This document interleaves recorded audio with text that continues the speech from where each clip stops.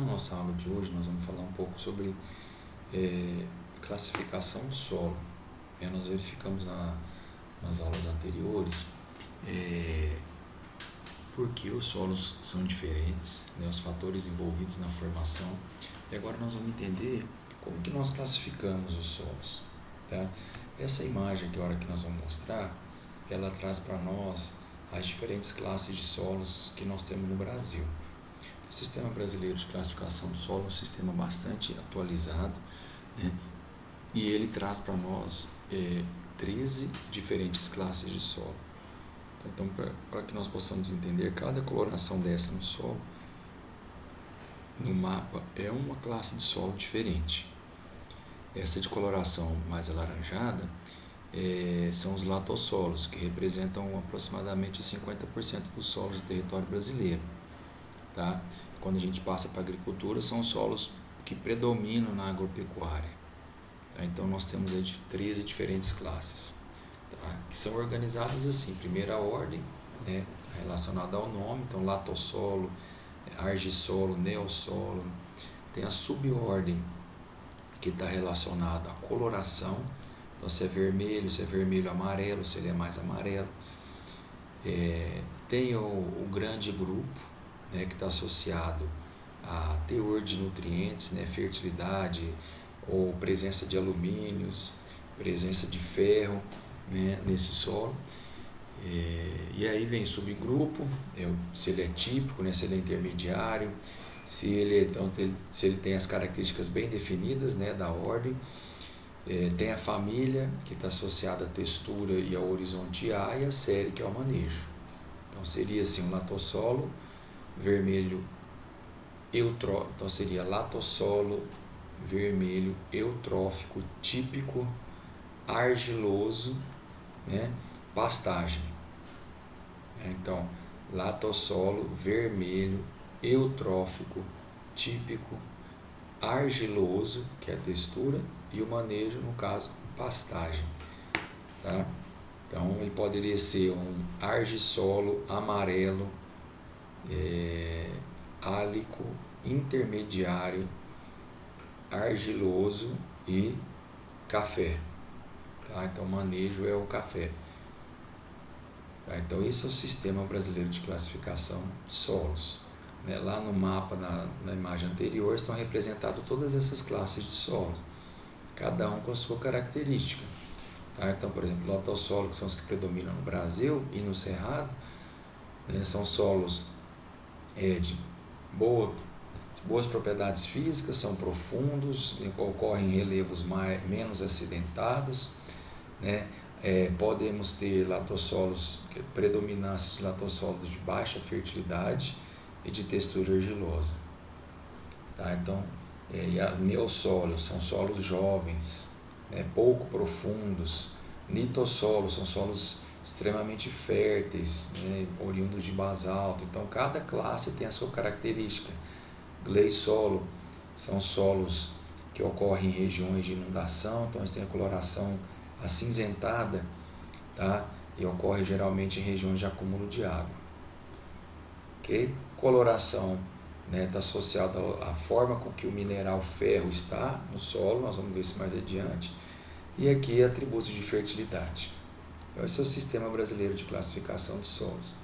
Para que nós possamos fazer a classificação do solo, nós precisamos abrir uma trincheira no solo, também conhecido como perfil do solo.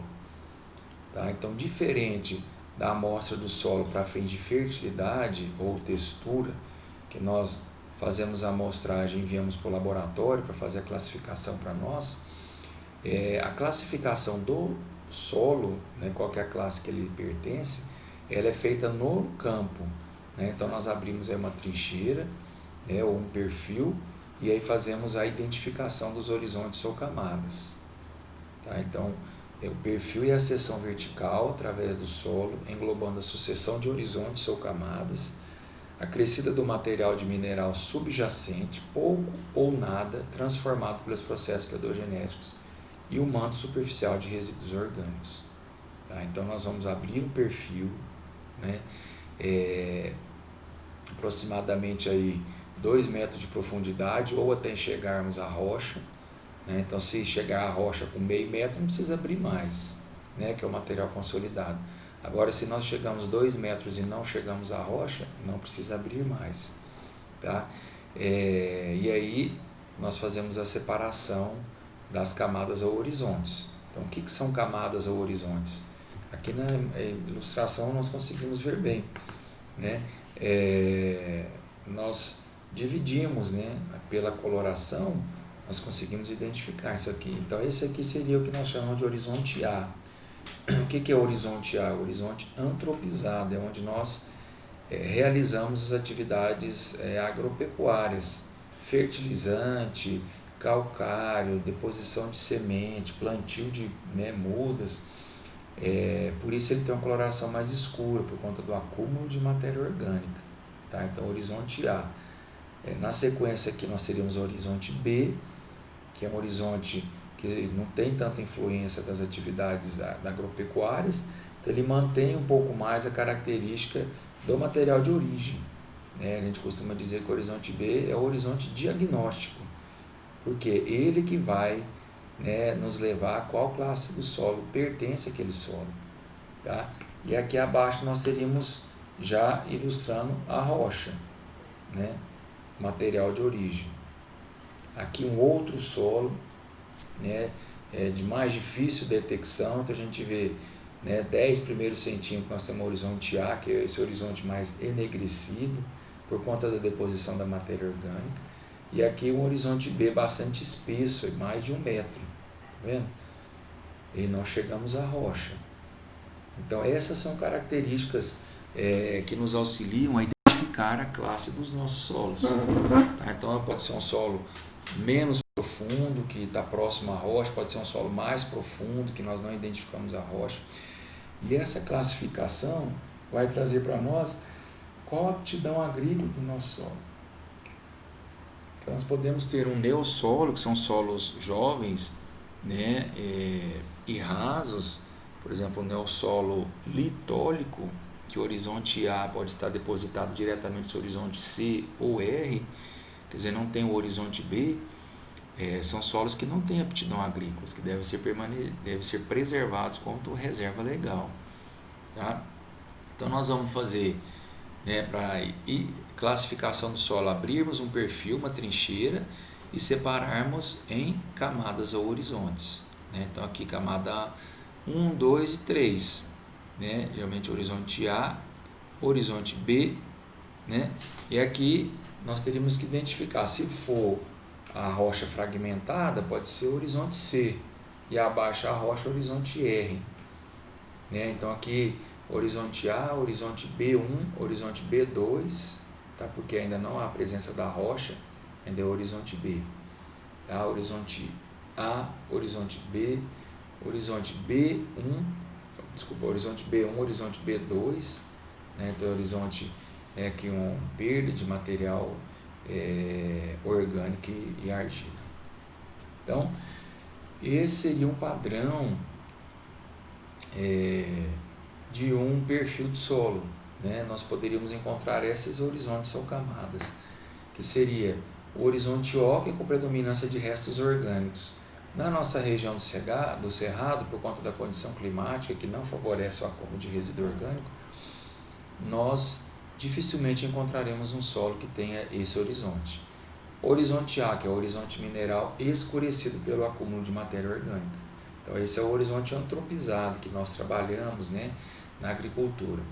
O horizonte E também não é comum em todos os solos, mas pode ocorrer, que é um horizonte de cores claras, onde as argilas e outras partículas finas foram lixiviadas pelas águas que percorrem, formando um horizonte eluvial, que eluvial ele perde matéria orgânica e argila para o horizonte que está logo abaixo. O horizonte B, solos mais desenvolvidos, é o horizonte de acúmulo de materiais provenientes dos horizontes superiores. Tá? Podem apresentar cor avermelhada devido à presença de óxido e hidróxido de ferro. Tá? O horizonte C, que é o material constituído por material não consolidado, e o horizonte R, que é a rocha. Tá? Então nós temos que é comum, né? Na maioria dos solos agricultáveis, é o horizonte A, o horizonte B, tá? E aí camadas mais profundas, horizonte C e R. Solos pouco desenvolvidos, ou solos jovens, nós temos o A, né? Podemos não ter o E nem o B. O A já está depositado direto sobre o C e o R. Ou pode ter no neossolo, que são solos jovens, o A sobre uma camada um pouco espessa do B, né? E sobre o C e o R. Então tá aí mais uma ilustração mostrando bem, né? O horizonte A, o horizonte B e o horizonte C, né? Que é o saprolito. Então, uma vez nós abrimos o perfil do solo, nós fazemos essa separação, né? E identificamos qual que é a espessura dessa camada. Identificamos a cor, que nós vamos ver mais adiante como é que fazemos essa classificação da cor, e fazemos a separação por espessura, que isso vai ser considerado na chave de classificação do solo.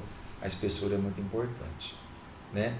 Além disso, nós fazemos uma avaliação textural, retiramos uma porção de solo do horizonte A e do horizonte B, e na presença de água, né, nós fazemos a textura pelo toque do solo, né? Então, se tem grânulos mais finos, é um material que tem predominância de argila. Já se são grânulos mais grosseiros, predominância da areia, né? Então, essas são avaliações que são feitas no campo, né? Agora, além dessas avaliações, nós precisamos coletar algumas amostras que vão ser encaminhadas para o laboratório. Nós vimos lá que na chave de classificação é considerado também o nível de fertilidade desse solo. Então, o nível de fertilidade ele deve ser determinado no laboratório.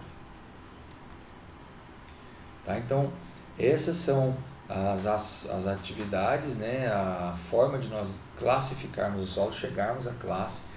A classificação do solo é uma determinação que não precisa ser feita com tanta frequência, porque a classe dificilmente ela vai alterar, né? Em 100, 200, 300 anos, dificilmente nós teremos alteração. Então, se nós trabalharmos numa fazenda, nós fazemos essa classificação uma única vez e podemos utilizar esse mapa de classificação como base para planejamento de onde iremos alocar as culturas. Solos mais rasos, cultura de sistema radicular menos profundo, uso menos intensivo de grade e arado, né?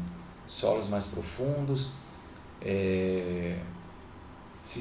culturas com sistema radicular mais profundo, como silvícolas, né? Eucalipto, seringueira, né? Então, e assim sucessivamente. Por isso a importância de nós fazermos esse reconhecimento, qual a classe que o solo que nós estamos trabalhando ele pertence.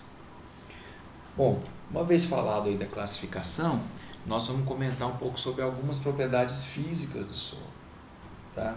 Porque é importante nós conhecermos, quando nós falamos de fertilidade do solo, nós falamos de fertilidade envolve aspectos físicos, químicos e biológicos. Muitas vezes a gente atribui a fertilidade aos atributos químicos, mas não é somente atributo químico. Esses três fatores, físicos, químicos e biológicos, eles todos estão interligados, tá? No solo.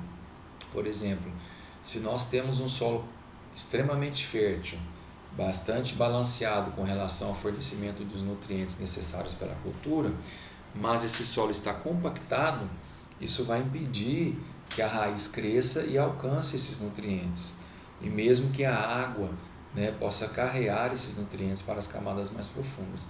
Então, todos esses três, físico, químico e biológico, estão envolvidos, tá? E antes de nós passarmos para a propriedade física propriamente, nós precisamos entender constituição do solo, tá? Então, o solo, em média, ele teria aí do seu volume, metade é volume poroso ou espaço vazio, e a outra metade é a fração sólida, que são os minerais e a matéria orgânica, tá? Então, se eu tenho, vamos imaginar que nós pegamos uma caixa d'água de 1000 litros, eu vou preencher essa caixa d'água com um determinado solo, tá? Apenas transferir o solo, né, do chão para essa caixa d'água. Se eu tenho que 50% é volume vazio, né, e 50 é material sólido, né, essa caixa vai ter, mesmo que ela esteja cheia de solo, metade dela vai estar com espaço vazio, tá? Espaço poroso vazio. A outra metade é a fração sólida, que são os minerais e a matéria orgânica. Okay? Do espaço vazio, nós temos aquele que é ocupado pela água e o que é ocupado pelos gases, oxigênio, CO2, nitrogênio atmosférico. Então está aí ilustrando melhor, né? 50% as fases do solo, 50% é a fase sólida, né? Em torno de 45% minerais e 5% matéria orgânica, né? A outra metade é espaço poroso, parte ocupado pelo ar e parte ocupado pela água, tá? Bom, o que é importante nós sabermos, né? Os nutrientes minerais, eles estão dissolvidos na água, formando a solução do solo. Então, o solo, aquele material que está disponível para a planta absorver, ele está com os nutrientes dissolvidos, é solução. O que é armazenado pelo solo? Aí é a água do solo. Então, essa é a diferença. A solução é a água do solo mais os minerais. Somente a água é o material que é armazenado nas partículas. Uma das propriedades bastante importante, né, quando nós falamos de propriedade física, é a porosidade. Tá? Então, o que é porosidade? É o espaço do solo que não é ocupado por sólidos, né? Ele é ocupado pelo ar e pela água. Então, nós pegamos o exemplo da caixa d'água. Se nós colocarmos lá, enchermos a caixa d'água com esse material, né, um solo, metade do volume ainda vai continuar vazio, apesar da caixa estar cheia. Mas se a caixa estiver cheia e eu depositar lá balde de água, essa caixa não vai transbordar. Por quê? Porque existe metade dela de espaço vazio. Então, se a caixa d'água é 1.000 litros, né, e eu enchi ela de terra, ainda vai sobrar 500 litros de espaço vazio. Ok? Então, porosidade é esse espaço não ocupado por sólidos. É a proporção entre o volume de poros e o volume total de um solo. Então, nós falamos que porosidade do solo é 40%. Quer dizer, do volume total do solo, 40% é espaço poroso. Pode ser 60%. Então, a porosidade é 60%. Do volume total, 60% é de poros. Então, solo ideal, né? Qual que seria o solo ideal? Que ele tivesse, né?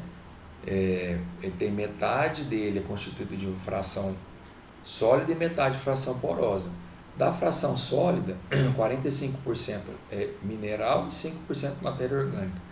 Da fração porosa, aí nós entramos, né, 33,5% ou 2/3 dos poros de microporos. O que são microporos? São os poros responsáveis pela absorção de água, retenção de água pelo solo. Tá? O outro 1/3, né, que daria 16,5%, são os macroporos, né, que é onde ocorre a movimentação gasosa no solo e também onde ocorre a drenagem de água. Então, se tiver, por exemplo, uma chuva de 100 milímetros e o solo conseguir absorver 20 milímetros, 80 milímetros ele vai lixiviar, dependendo da rede de macroporos, né, a galeria de drenagem. Agora, se ele tem pouco macroporo e chove 100 milímetros, o que vai acontecer? Vai ter uma limitação no escoamento dessa água, começa a ocorrer o encharcamento. Tá? Então, esse seria um solo ideal: 45% de material mineral, 5% de material orgânico, 16,5% de macroporo e 33,5% de microporos. Tá? Então, esse seria um solo em equilíbrio, que ele teria material orgânico e mineral para sustentar a planta e fornecer nutrientes, mas ao mesmo tempo também teria macroporos que favorecem a oxigenação do solo, movimentação de gases, e favorece também a drenagem de água da chuva, tá? Ou da irrigação. E os microporos, que são aqueles poros que retêm a água. Então, se chover 100 milímetros e a planta e o solo perder 80, 20 milímetros ficam retidos aonde? No microporo. Né? Então, são atributos importantes de macro e microporosidade e que podem serem determinados em laboratório. Então está aí um exemplo, né, em relação entre o tamanho do agregado e porosidade. Tá? Então vamos imaginar que aqui são partículas de argila, que são partículas de areia. Ok? Então, partícula de argila, eu vou ter todo aqui, ó, espaço poroso, né? O espaço formado pelo contato entre as diferentes partículas. Já no espaço poroso, vamos imaginar que aqui são grãos de areia, que ela é bem maior que a argila, então nós vamos ter um volume menor de espaço poroso. Tá? Então aqui tem vários espaços porosos, pequenos, mas são vários, porque eles são formados pelo contato das partículas. Aqui nós temos menos espaço poroso. É como nós pensarmos, colocarmos dentro de um ambiente como uma sala de aula, repleta de bolas de boliche. E no outra sala a gente colocar uma sala toda repleta de bola de gude. Então a bola de gude representaria o solo argiloso, que é essa ilustração à esquerda. Favorece, né, a formação de poros de menor diâmetro. Já a sala que tem sua bola de boliche, né, vai favorecer a formação de poros de grande diâmetro. Ou seja, nesse caso aqui não é favorecido o acúmulo de água. Por isso que em solos arenosos, devido ao maior volume de macroporos, a frequência da irrigação deve ser maior. Eu jogo uma lâmina de água menor, porém mais vezes, porque ela retém pouco, né? E então, para que não se perca, nós precisamos fazer com mais frequência. Já no solo argiloso, por conta desse volume de poros, né, boa parte da água que é absorvida, que é adicionada, é retida no solo, nos microporos. Tá? Agora, qual que é o melhor? O ideal, como nós vimos aqui, é que o solo tenha tanto poro para drenagem quanto poro para retenção de água. Né? Então, a porosidade, né, de um solo arenoso e um solo argilo-arenoso. Né? Então, aqui só grãos de areia e aqui a água. Né? E aqui grânulos de areia com grânulos de argila. Mostrando aí a diferença entre diâmetros, né, e a movimentação da água, como que é feita. Importância da porosidade no cultivo de plantas. Né? A porosidade é extremamente importante, porque é através dos poros que a planta vai obter a água que ela necessita, né, e através da água que vão chegar os nutrientes que a planta necessita. É através dos poros que, num período de ausência de chuva, as plantas conseguem se manter hidratadas por conta do reserva de água que tem no solo. É por causa dos poros também que ocorre a drenagem de água, quando chuvas em excesso. Né? E além disso, através dos poros que movimentam os gases, porque as plantas, as raízes precisam respirar. Né? Então está aqui, tem a raiz, as partículas do solo, né, minerais, aí nós temos a água e o ar. Tá? Então, essa seria a importância da porosidade. Nós podemos alterar essa proporção de porosidade? Podemos, pelo manejo que nós fazemos no solo. Tem a característica do solo, que é a textura, que influencia diretamente no macro e micro, como nós vimos, né? Mas tem também o manejo. Né? Eu posso ter um solo bastante estruturado, muitos anos que eu não manejo. Quando eu entro com o implemento, eu quebro essas estruturas, tá? E aí eu estou alterando essa relação. Tu fala assim, mas nós gradiamos, mas quando chove forte está inundando. Por quê? Onde havia agregados um solo mais estruturado, como aqui, ó, que tinha mais poros para drenagem, nós destruímos. Então, esses poros deixaram de existir. Composição do solo, do que ele é composto? Então nós vimos metade é fração sólida, metade é fração porosa. Né? Fração sólida nós temos os minerais, argila, silt e areia e matéria orgânica. E na fração porosa nós temos os poros responsáveis pela retenção de água, os poros responsáveis pela troca gasosa. essa ilustração. Então tem areia, dá para ter uma ideia, o tamanho da partícula de areia em relação à partícula de argila é bem maior, né? Matéria orgânica, fungos, bactérias, tá? Alguns fatores que podem influenciar a porosidade do solo. Um deles é o tipo de solo, tá? Os solos arenosos, por predominar partículas de diâmetro maior, possuem entre 35% e 50% de espaço poroso, tá? Já os solos argilosos, que predominam as partículas de diâmetro menor, estão entre 40% e 60% de espaço poroso. Lógico, esse poro, o tamanho, o diâmetro, né, ele vai depender da estrutura, da agregação das partículas de solo. Outro fator que influencia a porosidade também, além da textura, a profundidade, né? Quanto mais profundo, mais camada, compactado. Por quê? Porque ocorre um adensamento natural das camadas superficiais nas camadas inferiores. Então, quanto mais profundo, mais compactado o solo. Com relação ao tamanho dos poros, né, os macroporos, eles não retêm água e são esvaziados pela força da gravidade. Eles têm uma maior predominância em solos arenosos, porém também estão presentes nos solos argilosos, tá? Então o macroporo ele não tem a função de reter água. Por isso, se eu pego uma areia lavada, né, que predomina aí o macroporo, posso jogar água nela que ela, né, não sente nada, tá? Outros retêm água e são esvaziados pela gravidade, ok?